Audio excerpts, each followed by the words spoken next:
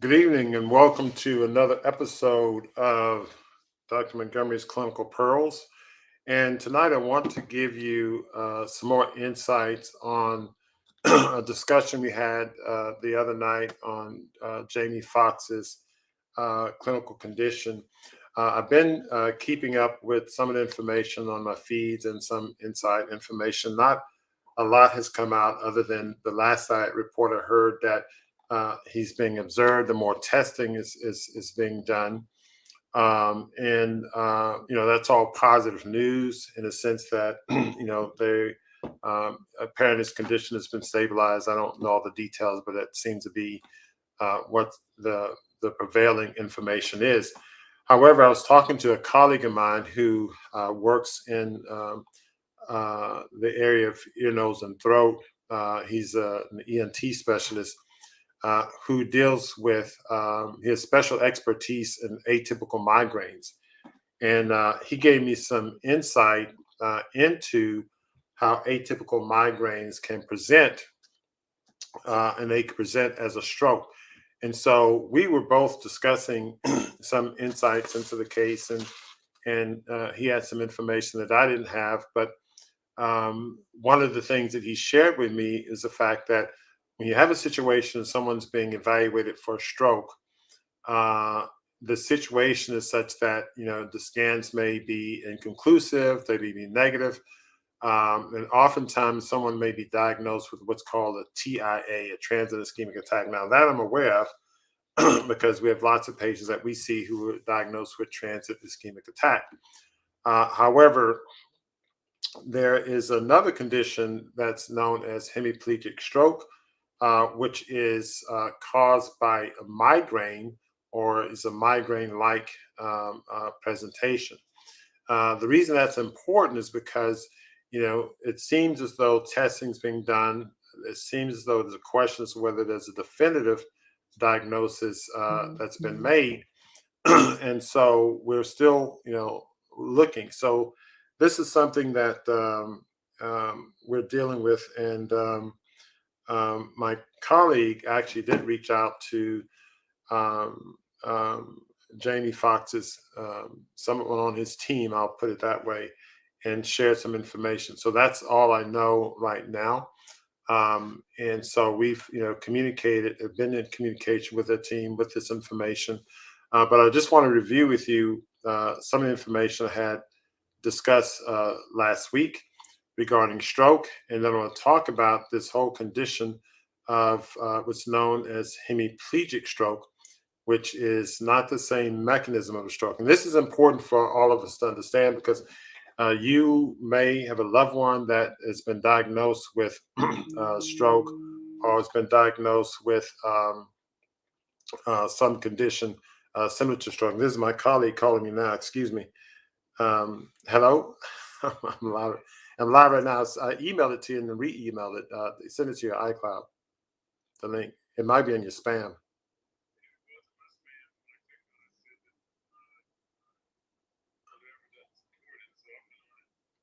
Can you, are you, you got get on Firefox and use that link that I sent you. Yeah.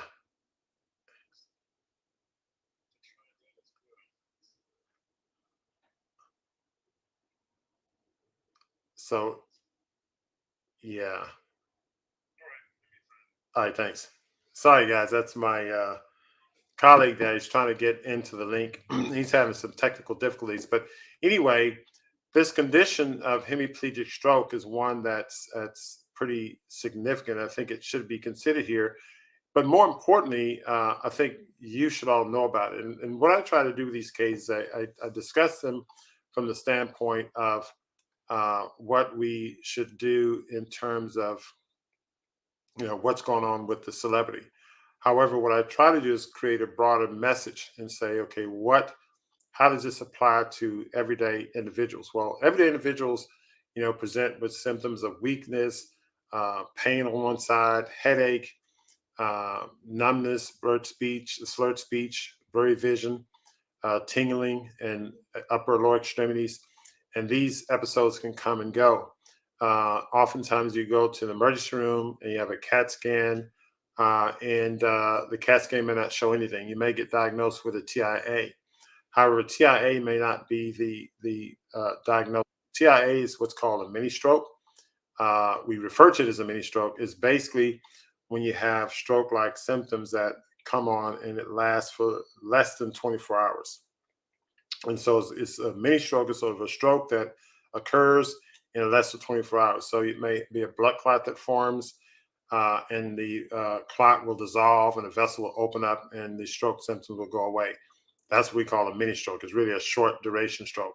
However, and oftentimes the TIA won't leave definitive changes on a CT of the brain or MRI. However, this other condition known as a hemiplegic stroke can present very much like a stroke. In fact, some people may have neurological deficits for days, weeks, and even months as a result of this. And so I'm going to share some information with you about this condition known as hemiplegic stroke. So it's something that we should all be aware of.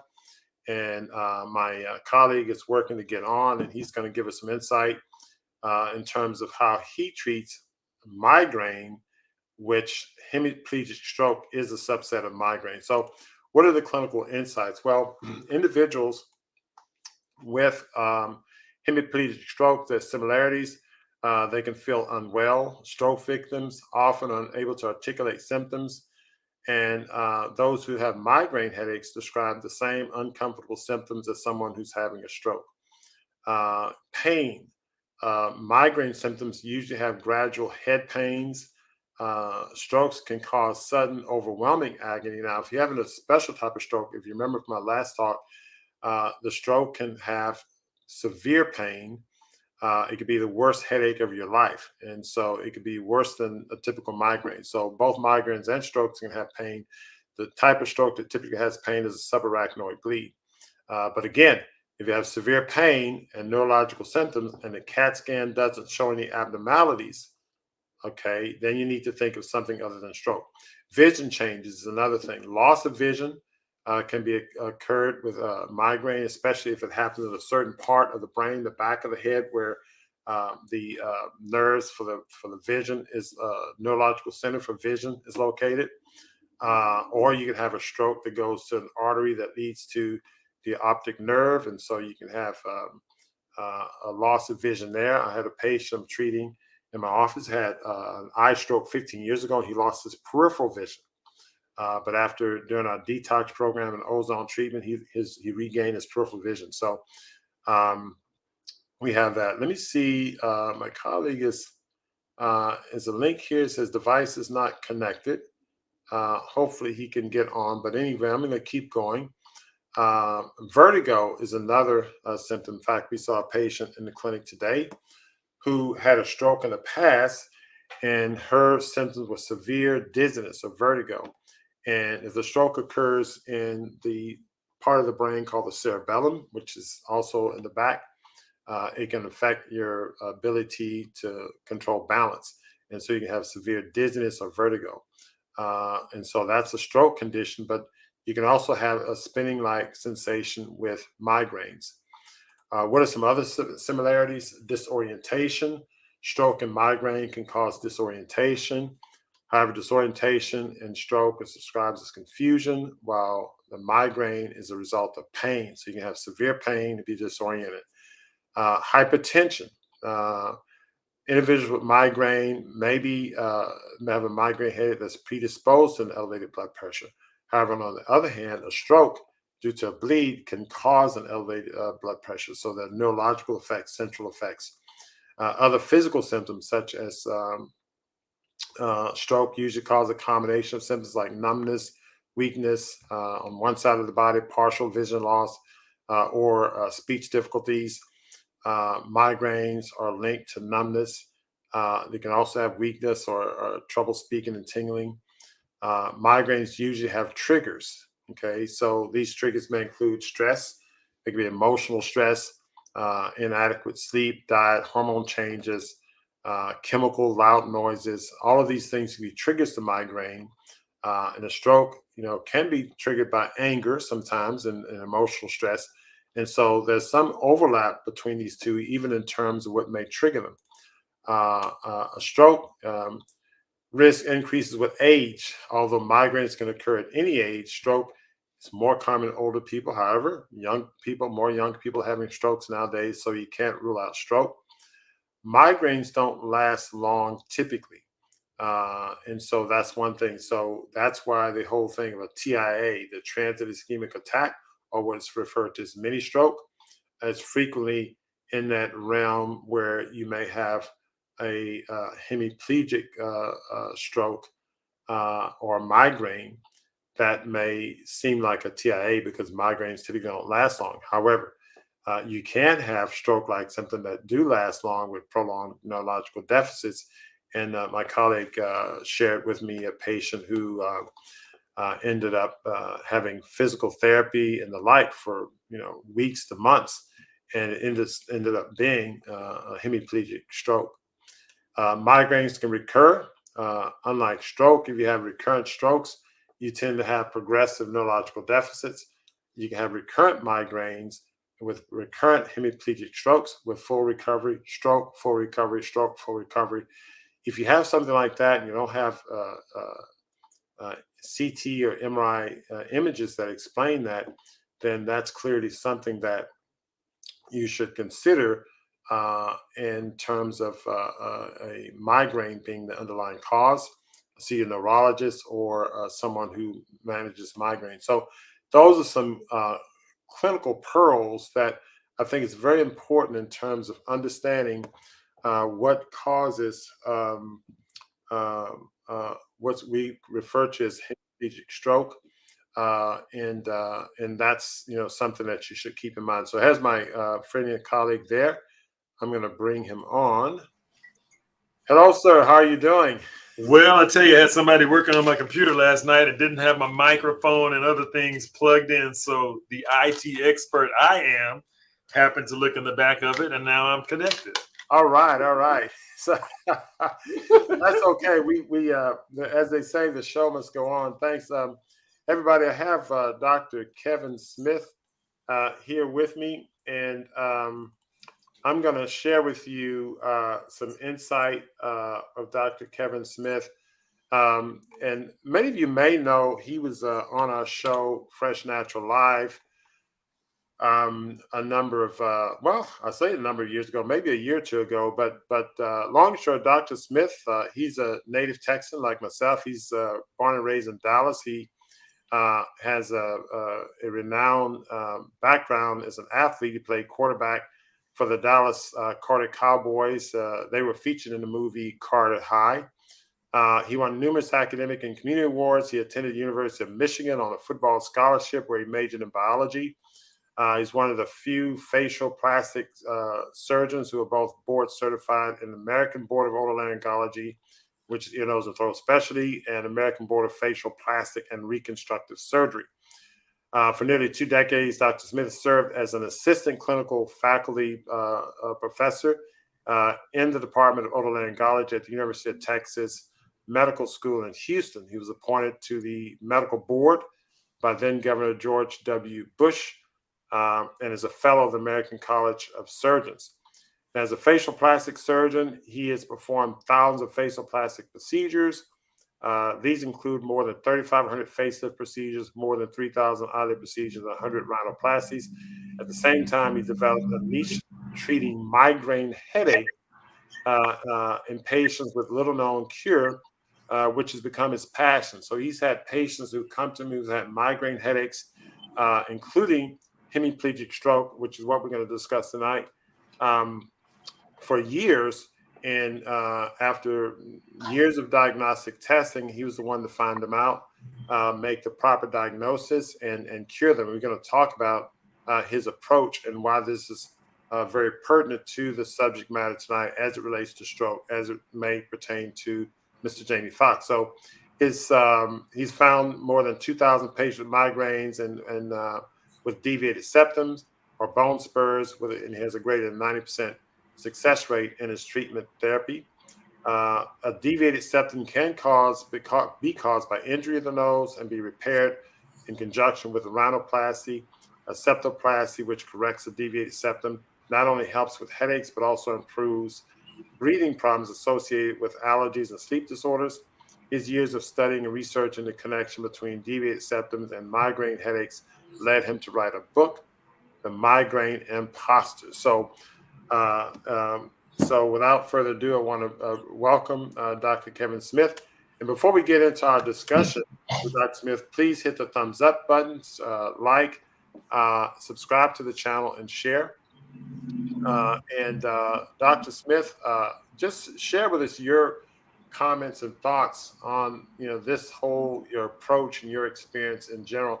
And I've got some images I'm going to share with the audience, and I'm going to let you describe those in a minute. Okay. Well, first of all, thank you for having me on the show. I really appreciate it. Anytime I can enlighten the community by giving them some of the latest information regarding a topic, it's very gratifying and satisfying. I'm an ear, nose, and throat doctor, and in the ENT realm, it's widely known that contact headaches can occur from abnormalities in the nose. By contact, I mean you have, namely, the number one abnormality is the deviated septum. They occur in about 80% of the population. Not everybody's affected by it, or at least they aren't aware that they're affected by it.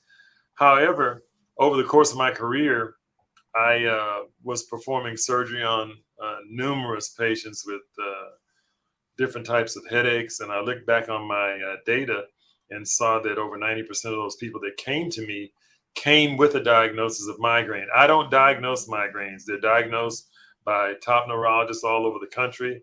These patients have come to me from all over the country. And what I now know is certain abnormalities can cause very severe headaches and even migraine, all type of migraine. I've cured thousands of patients by performing my Smith sinus migraine technique, which is a technique I've developed over the years of my career. And it's specifically designed to eliminate migraine headaches. And I've had patients who've had septoplasties before by other doctors, and I've cured them from their migraines. So that's just to say that septoplasty done for breathing and sleep apnea and sinus problems is totally different from a septoplasty performed by me with my technique to eliminate migraine headaches. It's much more intricate and detailed and very specific, and it's in the manner that it's applied. So I'm sorry, regarding those differences, and I know it's probably too intricate to kind of go into too much detail, but can you just kind of give us like a quick little comparison in terms of your technique and the typical, septoplasty?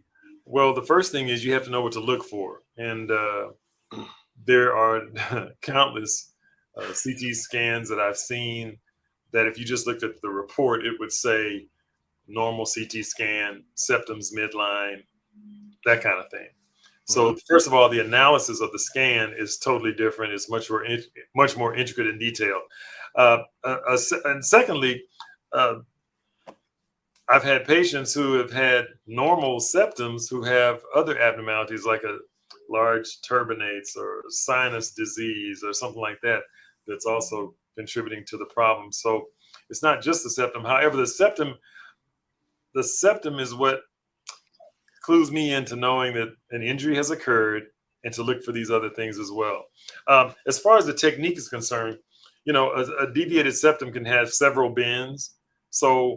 And they can have larger and smaller bends or large bone spurs and small bone spurs. So for just someone who's helping with breathing or sinus problems, they might take care of the largest component of that septal deviation or spur. However, there may be other residual bends of the septum. It's like an accordion, when you get hit on the nose, the bones are very thin and so is the cartilage, and they bend. So it's like an accordion. It can kind of bend back and forth, and you have to make sure that you are addressing every abnormality that's seen on the CT scan. And then again, that goes back to knowing what you're looking for. Gotcha. Now, this whole concept of hemiplegic stroke, I went over some basic bullet points. And what are your, I mean, so, and again, I had this discussion and we talked about this offline regarding Jamie Foxx, and the latest I heard is that he's being monitored. They're doing testing. So the good news that seems to be from what I've heard, that he's stable. There's some more testing, but I guess on the flip side of that, or maybe the downside of that, there's a question as whether there's a definitive diagnosis. And so when you and I discussed that, that's one thing that you pointed out to me, that we need to consider this whole concept of hemiplegic stroke. Can you share with us your experience with this and some of the patients you've dealt with, either directly or indirectly, who've had this problem, and how they may have presented? Well, first of all, the term it's a hemiplegic migraine, which is a specific type of migraine. It's rare, Okay. but it does cause symptoms that resemble a stroke. Okay. So these patients that I see, they have blindness in one eye during their migraine. They might have tingling of their extremities, paralysis of their extremities where they can't walk, can't move. They'll have slurred speech, paralysis or weakness of the muscles of the face, similar to what you would see in a stroke. And by all means, when someone presents to an emergency room, you have to rule out a stroke because that's deadly. Yes. But when I hear things like the scan was inconclusive, my brain scan, that is. Yes. We're still running tests to see what it was, or it was a mini stroke or a mild stroke or a TIA, a transient ischemic attack. That's when I feel it's very important to then work somebody up for a hemiplegic migraine, because I believe that there's probably numerous individuals who get that inconclusive diagnosis of having a mini stroke or a TIA when they've actually had a hemiplegic migraine. And it's very simple to diagnose. You get a CT scan of the sinuses. Of course, you'd have to send it to me to have me review it. And I have people do that from all over the country and internationally. They'll send me a disc of the CT scan so that I can review it and let them know if they have the specific abnormalities that I know cause the problem. And if they do, it's very easy to fix. Well, at least in my hands it is. You correct the abnormalities, and I have more than a 90% success rate in eliminating not only the migraine, but all those symptoms of syncope, dizziness, ringing in the ears, blindness, paralysis. All those things go away in those patients. So when you're looking at somebody's medical history, Jamie Foxx is a young man. He's relatively healthy. I don't know his specifics of his health history. However, there's a big difference in carrying that diagnosis of stroke for the rest of your life, Yes. a history of stroke, and carrying a diagnosis of a hemiplegic migraine that in my hands can be cured. And, and that's sort of why it came to mind that, wow, they need to make sure, and if there's any question that he had a stroke, then the next thing is to make sure to look for the causes of a hemiplegic migraine. Yeah, and thanks for that correction. Hemiplegic migraine. My mind is always on stroke. I deal with those patients all the time. But right. So explain now. This may require the images. I'm just going to bring up some of these images that you had shared with me, and let me see. I'm going to try this different view. Let me know if you can still see. I can see. You still see it? I can. Yes. Okay, what are we looking at here? Okay, so the silver instrument is a little free elevator that I have in the nose, pushing the inferior turbinate away so that you can see the very pointed shark's tooth, let's call it. It looks like a shark's tooth that's piercing into that turbinate, and the turbinate is very sensitive. So the shark tooth is coming off the septum. This is the prime example of a deviated septum that's resulted in a large, sharp bone spur that is piercing into the tissues. Is that it? And causing pain, right? No, that little arrowhead. See the little arrow? Yeah. That big arrowhead that's coming off from the very top. Yep. the top middle part, and it comes down, courses down, and goes to the left. Then it comes back underneath. Right. That is a classic bone spur of the septum resulting from injury to the nose. Wow. Okay. So, and that's why I liken it. I tell people it's like having a permanent COVID swab test in your nose, because as we all know, COVID swabs hurt until you remove it. Well, what I do with my procedure is remove this along with some other things. It's not the only contributing factor, but this is one of the major ones. And I remove this with a procedure. It'd probably take me 45 minutes. It's covered by insurance. And again, you're eliminating the root cause of the problem. And I know you probably asked me, and I'm thinking right now that here's an example of that spur after it's removed. So there's cartilage draping across the top of a bone underneath. Then that bone is very thin to the left there, but that's a bone spur that is developed. The typical septal bone is about as thin as what you see to the left. But when there's trauma, you get a fracture, you get bleeding into the space between the mucosal flaps. Those osteogenic cells then extravasate out into the blood, and over time they form this bony, hard spur that impinges onto these very sensitive tissues in the nose. Wow. That's now this looks. What is this? Is that, can you magnify that at all, Baxter? let me see here. Hold on. There we go. There you go. Beautiful. So this is a typical CT scan of the sinuses. To orient you, the crown at the top, that would be the brain at the very top of the picture there. That's the brain. To the left where you see the little, that's the right eye. And the other side is the left eye. So it's like the person is in the screen looking back at us. Okay. Now, the big black spaces that you see at the very bottom, that's the maxillary sinuses. That's the sinuses that are housed above the teeth and can give you tooth pain if they're involved with any kind of sinus infection or disease state. But go right to the middle, Baxter. Okay, well go to the bottom. Those two structures there, that's the inferior turbinates. These are the structures that you can see. The one on our left is swollen. The one on the right is decongested, because they go through this cycle where they go back and forth every 4 to 6 hours. One side swells, the other side shrinks. But right there in the middle, let's go right in the middle. That's the septum. And you can see at the bottom, at the base there, the septum is straight. But you look right above there in the very center, that septum is now deviated, and the very point of that septal spur is impinging on the middle turbinate. And you can tell it was done over a long period of time, because that turbinate is much more smaller than the one on the opposite side. You see? Yeah. Okay. Here. No, down below, the gray one. The gray one to the left right there. Yeah. So this is, again, a deviated septum culminating into a bone spur touching the middle turbinate on the left. And that certainly can cause pain. Wow. I see that. Wow. I'm learning some ear, nose, and throat anatomy here. Hold on, let me magnify this. Yeah.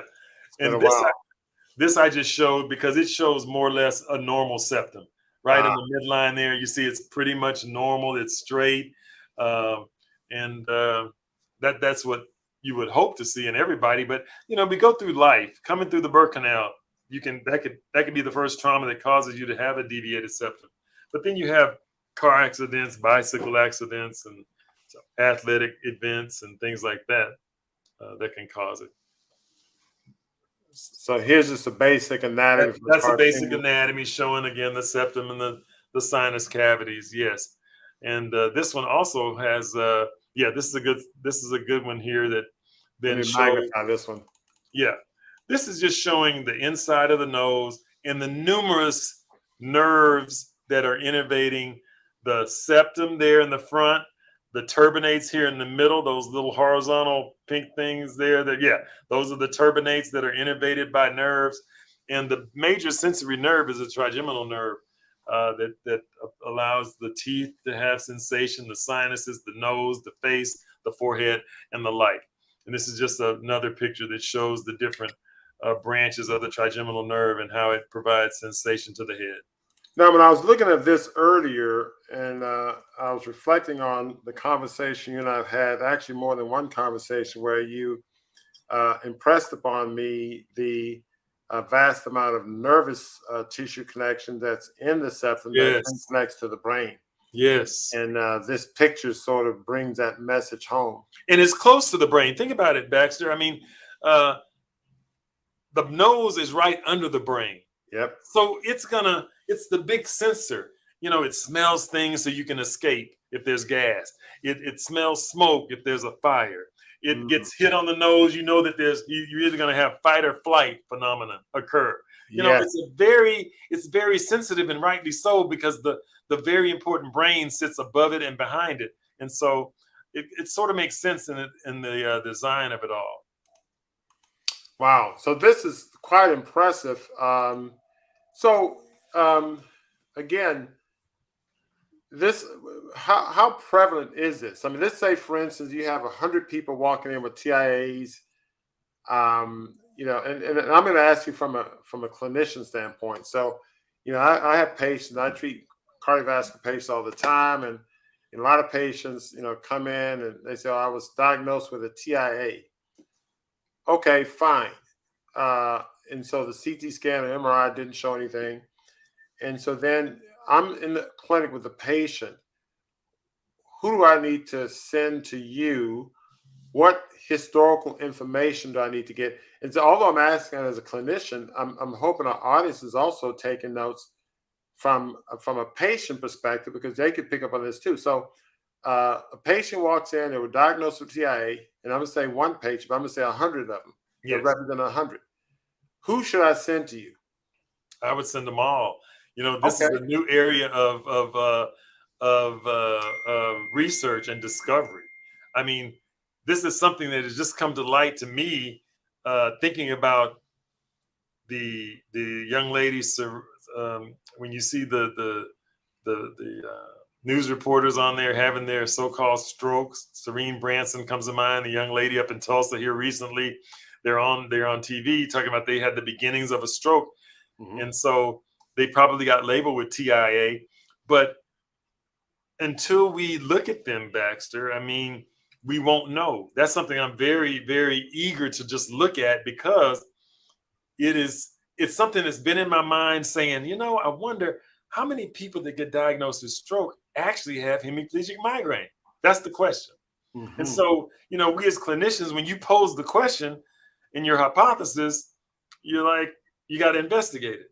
So the way to investigate it is to get a pool of TIA patients, send them to me, and I'll get a sinus scan. We'll see how many of those have the abnormalities in the nose. They go through, get their procedure, and see how they feel. Now, I guess with a TIA, it's something that rarely occurs, and you wouldn't really know until maybe after a few years have passed, you know, with TIA, because they don't occur that often in the same person, you know. Well, and it's a good point. So as I'm listening to you, I'm also thinking, okay, patient profile. So let's say I have a patient who has, you know, chronic AFib on anticoagulant, whatever the case may be. They have a history of a stroke.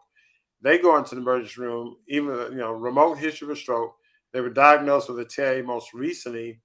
In my mind, I say, okay, this TIA is likely a TIA because they have a history of a stroke. However, you know, I guess someone can have ticks and fleas. I guess a stroke doesn't rule out the possibility of a migraine. Exactly. And you know what? And hemiplegic migraine patients can have strokes, you know?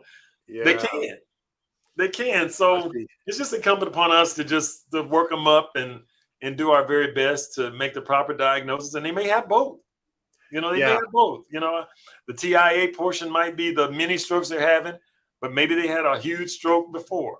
It's just, you know, it's very, very interesting though. But for somebody who just has had, like I told you, I have a friend of mine, young guy, very healthy, who had this mini stroke. And I told him, I said, man, just come by the office. Let me screen you with a scan. And I did it.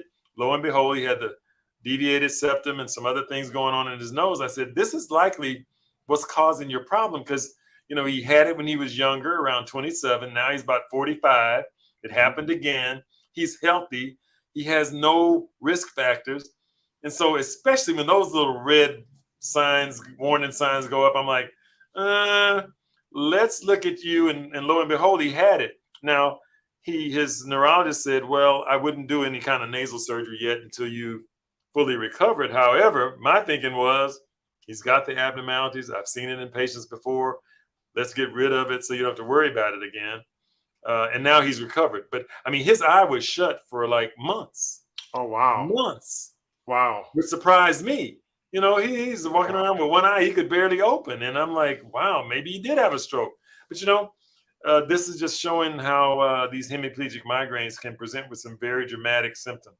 Yeah. Wow. This is impressive. I really want to thank you for coming and sharing this valuable knowledge. I've certainly learned a lot, as I usually do when I talk to you, Kevin. Well, we both learn. We both learn. Yeah. And I want to let people know, please, first and foremost, thumbs up button or show the love, subscribe, and please share. Make this go viral. This is information very important because migraines, they can present as hemiplegic migraines, or they can present as severe headaches. And many people, and I've seen lots of patients to Kevin who, have had migraines for years, and they come back cured for the first time in a long time, having, been subjected to many medications and diagnostic procedures. So it's really important to be aware of this syndrome of migraines, that can present as a hemiplegic migraine that may mimic a stroke. And so, even though we talk about this in the context of Jamie Foxx, we're not trying to make a diagnosis, but given the potential issue of an uncertain diagnosis is what prompted us to have this discussion, because I think it's one that should be had. So Dr. Smith can be reached on his website, kevinsmithmd.com. It's on the ticker and it's on the screen. Take a screenshot.